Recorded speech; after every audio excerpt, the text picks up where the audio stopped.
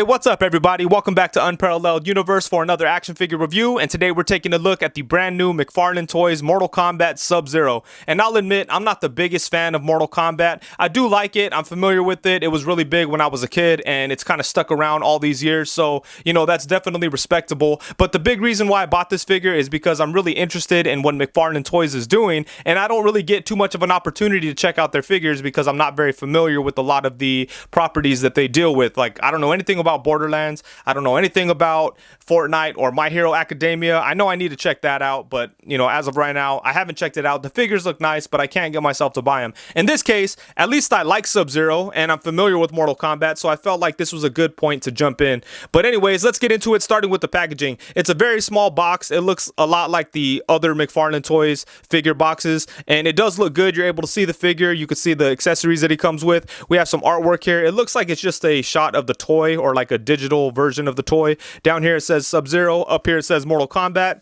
On the side of the box it says Mortal Kombat, then we see Sub-Zero down here. On the back of the box we see the figure itself holding his accessories, and then it tells us that there's 22 moving parts, and that's about it. Not much information there. On this side we get another shot of the figure. So that's it. It does look good. It's collector friendly, but let's take him out and take a look. Okay, so here we go. Sub-Zero out of the box, and this figure's looking really nice, and there's a lot of nice details, a lot of good sculpting work, and that's really no surprise because McFarlane has been releasing nicely sculpted figures for about 30 years, and they've kind of just always been behind with the articulation, but they're definitely stepping it up, and they've done a really good job here of incorporating the articulation into the sculpt. Everything is very well hidden. It all looks very nice, and there's just a lot of good details on him, and I really like this design for Sub-Zero. And like I said, I don't know much about Mortal Kombat, but I think that this is his look from Mortal Kombat 11, and I think it's nice. It looks like, it kind of reminds me of Shredder, only because of these blades and these metal pieces and things like that, but it all looks cool. Let's start taking a look here.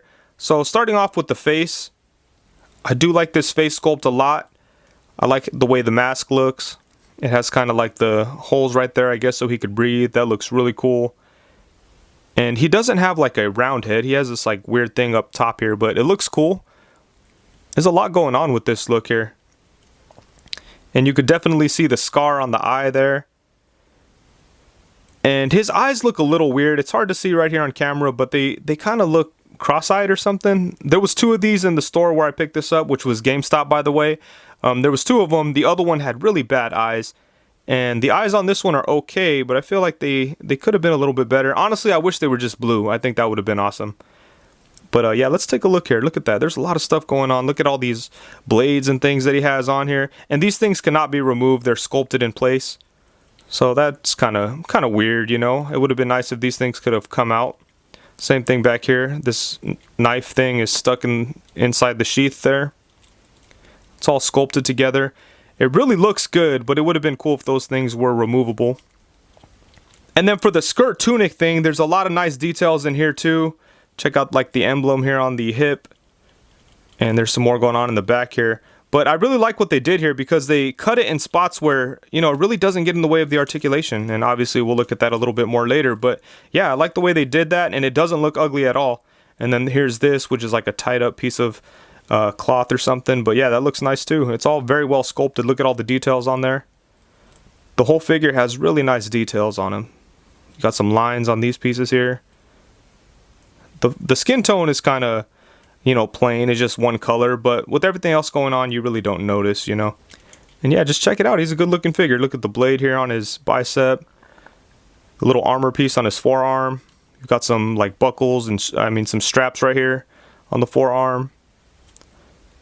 His hand, he doesn't come with any additional sets of hands, so you know, his hand is just going to be stuck like that. And the one thing about this figure is that his joints are a little loose. I mean, it's not horrible, but the more I mess with it, I feel like the looser they get. Right out of the box, he was really tight, but now, I mean, you could see his arm just kind of moves without any resistance at all. But it's not like it's falling by itself, so it's fine. Some more blades down here. Look at that. Some more buckles on the boot here. Yeah, this is a really cool design for Sub-Zero. It's like Ultimate Sub-Zero, you know? That's crazy. I mean, you know, you could definitely still tell that it's Sub-Zero, but it feels a little less like ninja than some of the other ones. But well, I mean, I guess it feels a little less stealth ninja style, you know. His original suit was pretty simple, and I like that suit a lot, and hopefully McFarlane does that down the road. But for now, this one here, this is awesome. This is a really cool design and a very nicely sculpted figure. The one complaint I have about the sculpt and the design is that some of the metal pieces do look a little plastic. I wish they would have hit it with some metallic paint. I think that would have gone a long way. But it doesn't look horrible or anything like that. It's just, you know, if you're inspecting the figure, it definitely looks a little plastic in some areas. And on mine, there's very slight paint defects, like on the handle right here, some of the paint is scratched. And that's about it, actually. You know, everything else looks pretty clean. So I'm very happy to report that. But yeah, this is a really good looking figure. I'm very happy with the overall design and the sculpt work on him. And for accessories, he doesn't come with much, but he does come with a couple of cool things. First off, we have these two ice axes. And then he has this really awesome looking frozen skull and backbone. It looks like he just ripped it out of one of his opponents. And here's a closer look at the accessories. And I'm really liking this translucent blue that they casted this stuff in. It looks really cool. And then I like all the sculpting work that we have going on in there. The only thing that kind of sucks about these weapons is that they're really warped because of the way that they're in the packaging. But other than that, these things are really nice. And both axes are exactly the same. So that's really cool too. But yeah, I like the way that looks a lot. But I like this thing more. Check this out. That thing is cool, and it's kind of hard to see right here, but it looks like there's an eye popping out from the eye socket there. You could see like a little ball, but yeah, that's super dope.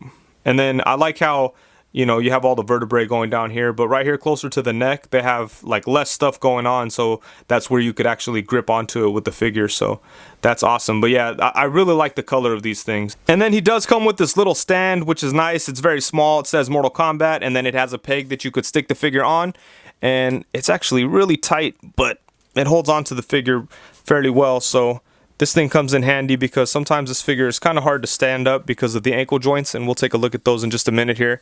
But yeah, I like that it came with this stand. That's awesome. So for some size comparisons, we have Sub-Zero alongside the Mezco 112 Collective Blade and the NECA DC vs. Dark Horse Superman. Then now here we have him alongside the NECA Shape of Water Amphibian Man and the DC Collectibles Red Hood. And I've recently done reviews on both of those figures. Those are on my channel now, so be sure to check those out. Here we have him alongside the Mezco 112 Collective Ronin Wolverine and the NECA Teenage Mutant Ninja Turtle Shredder. Unfortunately, I don't have any of the Storm Collectibles Mortal Kombat figures, so here's a look at him next to the Storm Collectibles Mike Tyson, because that's the only Storm figure that I have, and I'm not even sure how Mike Tyson scales next to those Storm Collectibles Mortal Kombat figures, so this might be useless, but hopefully it's not. For those of you that collect the Storm Collectible stuff, hopefully this is helpful for you if you're wondering how this Sub-Zero will look next to those figures. But anyways, here he is with him. And then we also have the NECA movie Teenage Mutant Ninja Turtles Raphael. Here we have him alongside the DC Collectible Superman and the Hasbro Lightning Collection Green Ranger. And then last but not least, we have him alongside the Marvel Legends Bucky Cap and Marvel Legends Pizza Spider-Man. So now for the articulation, which is probably the main reason why you're watching this review. Obviously, McFarlane Toys isn't really known for the amount of articulation they put into their figures. For the most part, they're mostly known for their sculpts. Up until recent years, they really didn't mess with articulation at all, it seemed like. They put very minimal amounts of articulation in their figures, and they always had weird scales, and I felt like they were kind of caught in between like statue collectors and action figure collectors, and now I feel like they've kind of chosen a side, and here we are. And in my opinion, they're really doing a great job, and there's definitely some weird things they did here with the articulation, but for the most part, I'm pretty happy with it. But let's start off with something that I'm not really happy about, and that would be the head. They did it kind of like the Mezco Joker, where the head and neck is just one piece, and that kind of sucks because there's so much stuff going on here already that this kind of, the way that this is sculpted, it just all gets in the way of itself, you know? Look, you could only move his head to about right there. You can only go to right there. He could look up to about right there, but the head pops off really easy. And then he could look down. He could actually look down a pretty decent amount. Check that out. That's cool. That works. But yeah, I'm not a big fan of this neck area. It just kind of, it feels clumsy, you know, like falls apart really easy. So I'm not a huge fan of that. And then for the torso, I'm kind of surprised with the torso because he's covered in this piece, obviously, and this is just one solid piece of plastic. It definitely hinders the torso articulation, but you can see that there's actually some type of mid-torso cut in there. It's kind of hard to see. Can you guys see it? Yeah, it's definitely in there, but there's some type of mid-torso cut, and then there's a cut at the waist. So for the waist, you get a swivel, and that's pretty much where you're going to get all your movement is at the waist. So he can tilt a little bit. Actually, the two joints, I guess, work together, but the mid-torso joint is just hindered by all this. But as you could see, he does bend a little to the side. Could bend this way. It's kind of hard because of all this, but there's definitely some movement with that waist joint. Then he could go back to about right there. So not a great amount. And then for crunching forward, you could use that waist joint, and it's really hard, but you could get some movement out of that actual torso joint. Let's see what we could do here. So if you remove his head and kind of get your finger back here, it's kind of a lot of work to get a little bit of crunch, but yeah, there's a little bit, you know. So it's not a crazy amount, but he is crunching forward slightly. And really, that's kind of like all you could really expect from a design like this, you know? It's not soft goods, and, you know, they weren't going to put a cut right in the middle of there. I think that would have looked ugly anyways, and you probably wouldn't have gained too much because the pieces would have kind of folded. They probably would have collided with each other or something if they did make a cut right there. So it looks like, I mean, they did what they could, you know? So that's definitely respectable, and there's some movement, so it's not like he's just standing up straight, you know? So I'm okay with the torso, and then obviously you have the twist. And then for the arms, you have ball jointed shoulders that do go all the way around. They could come out to the side, and then he has a shoulder joint kind of like a Mafex figure or even a Storm Collectibles, where it looks like there's a ball pin like way in there, but as you could see, the shoulder kind of just moves like in a bunch of different, you could kind of like rotate it around, you know. It's very similar to that Diamond Select Bruce Lee shoulder joint, which was nice. It's not quite like a butterfly, but it's really similar to like a Mafex joint, or like I said, a Storm Collectibles joint. So that's cool, but it's hindered by this, so you don't get much movement out of it, but I do appreciate that it's there, you know. That's really cool. And then you have the upper bicep swivel. You have double jointed elbows, which get pretty good bend, but there's a lot of stuff going on in the arms, so it's hindered a little bit. And the hands are on little ball joints, so you have a swivel and a hinge, and then you could kind of rotate that ball joint around so you could get different directions with the hand. So that's cool. And then for the legs, you can bring his legs all the way out to the side, even though he has all these pieces surrounding his hip areas where like it should hinder the articulation, but it's actually not too bad at all. So you could get his leg all the way out to the side. You could bring it forward to about right there. You could bring it back to right there. So really good movement with the legs. There is no upper thigh cut, but we do have double jointed knees. It looks like it's hard to get that top piece to bend, but there we go, double jointed knees. And then we do have a lower leg swivel. Oh, and actually we have a cut right here, right above the knee, so it's not quite at the upper thigh, it's right in here, so that's cool. It, you know, works just as good as an upper thigh swivel, so that's awesome. There's no swivel on the lower leg, but there is a swivel at the foot, and I'm not a big fan of these ankles because they're kind of like ratcheted, so it's really hard to get them to stand up because they always kind of fall in between the ratchets, and it's just a pain to get them to stand up sometimes, so that kind of sucks. And then there's the rocking ankles. And then he does have toe articulation. Bam, look at that.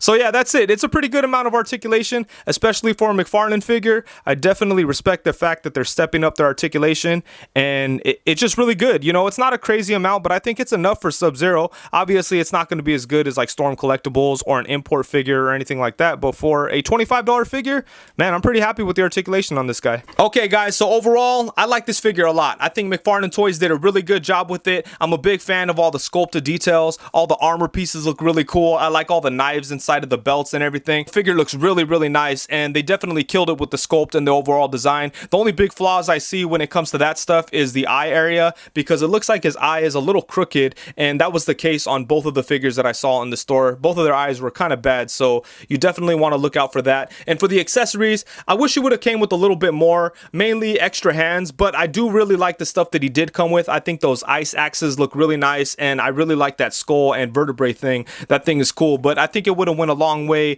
for the figure if he would have came with some extra hands. But as is, you know, I'm pretty happy with what we have here. For the articulation, I think it's pretty good, but I feel like maybe it could have been a little bit better, but it's hard to say because this character design has so much stuff going on. It's hard to get a good sense of how good the articulation actually is. I would have liked to have seen them try the Sub-Zero for Mortal Kombat 1, and he has less stuff going on, so maybe we could have got a better sense of what McFarlane Toys is able to do with the articulation on these Mortal Kombat figures. I'm sure if these two figures do good, we'll see more characters. Like if they put out a Liu Kang, then of course we'd be able to see the full range of all the articulation. But with the character like Sub-Zero with all these things all over his body, it's kind of hard to see how good all these points of articulation actually are. But from for the most part, I think they did pretty good with it. It's not perfect, but I feel like they're definitely on the right track. There's a couple things I straight up dislike, like the neck area and the ankles, but other than that, I'm pretty happy with the articulation. It's not too bad at all, and I'm pretty confident that